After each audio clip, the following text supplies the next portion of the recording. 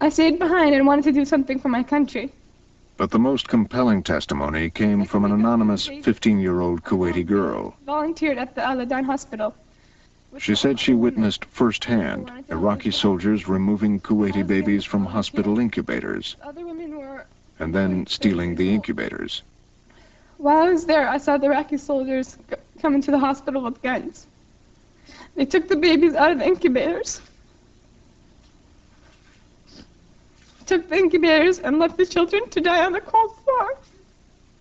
We have never heard, in all this time, in all circumstances, a record of inhumanity and brutality and sadism as the ones that the witnesses have given us today. Only later was it discovered that the girl was actually the daughter of the Kuwaiti ambassador, and that there were doubts about whether she had actually seen the events she described. Scores of hearings. I have to ask why she was not identified as your daughter when she gave that testimony to the House Committee, or the House Caucus. Well, for security reasons, I didn't believe it was just for her safety. Did the Human Rights Caucus members and the chair people know who she was? Yes, of course they knew her identity. They knew her identity, and they knew exactly what the girl was telling them was the truth. How many people knew that she was the ambassador's daughter? I didn't. I don't know who knew. I did not know she was the ambassador's daughter.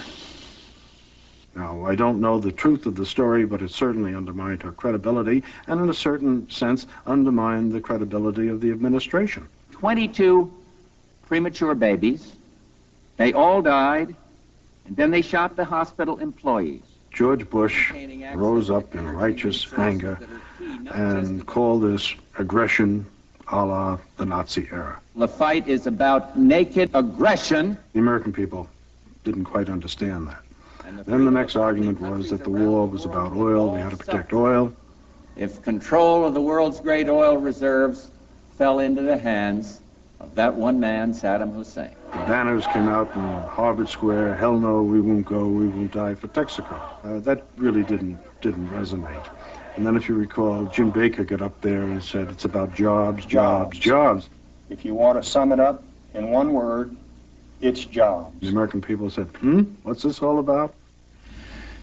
I'm deeply concerned about Saddam's efforts to acquire nuclear weapons. And then the final thing in which capped the demonization of Saddam Hussein was the announcement that Saddam Hussein was secretly working on weapons of mass destruction, chemicals, biologicals, and most of all, nuclear weapons.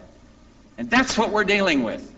We're dealing with Hitler revisited, a totalitarianism and a brutality that is naked and unprecedented in modern times.